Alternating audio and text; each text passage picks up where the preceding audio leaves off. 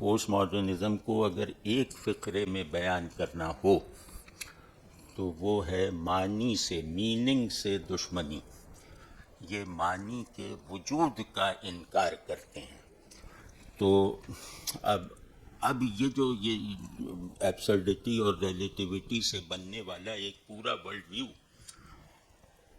یہ ظاہر ہے کہ ہر طرح کے نظریے کا دشمن ہے، اور نظریے کی جو ہائیسٹ کرسٹلائزڈ فارم ہے یعنی ریلیجن، اس پر بھی ظاہر ہے کہ اس کی ضرب بہت خوفناک ہوگی. تو اس صورتحال سے نکلنے میں مطلب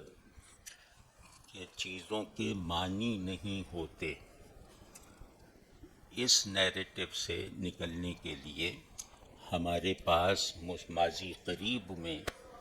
جو دستیاب قوتیں ہیں ان میں سب سے بڑی قوت اقبال ہے. یعنی ماضی قریب میں مطلب اس میں مبالغہ نہیں کرنا چاہتا کہ ہماری روایت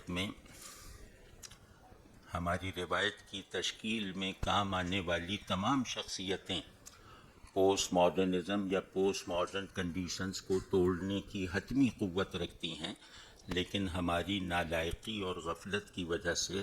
ہم نے اپنی روایت کے اسٹرکچرز کو، تھامے رہنے والے ستونوں کو اور ان اسٹرکچرز کو ریپیئر کرنے والی تاریخی اور ذہنی قوتوں کو نظر انداز کیے رکھا. تو ہمارے پاس اب لے دے کر ایک ہی قوت رہ گئی ہے جو ہمیں پوسٹ ماڈرن کنڈیشنز کے تسلط سے کلیتاً محفوظ رکھ سکتی ہے، جزوی طور پہ نہیں، کلیت میں محفوظ رکھ سکتی ہے، اور وہ ہیں اقبال. تو اقبال پوسٹ ماڈرنٹی پہ اتنی بات کافی ہے. ہاں، تو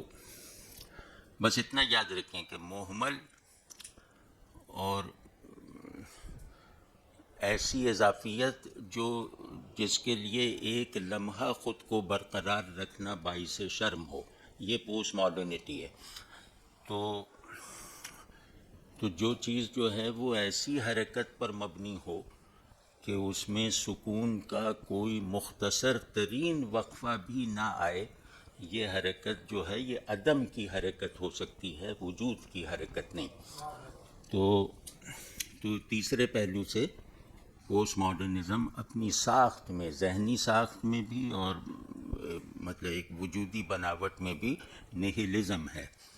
تو نیہلزم کہتے ہی ہیں کہ معنی کو ایبسرڈ بنا دینا، اور ایبسرڈیٹی کو جو ہے وہ شعور کا مرکز بنانے کی کوشش کرنا، وجود کے مقصود کے طور پر اسے حاضر رکھنا پرکشش بنا کر، یا انکار کو شعور کی کل پونجی اور وجود کا تمام حال بنا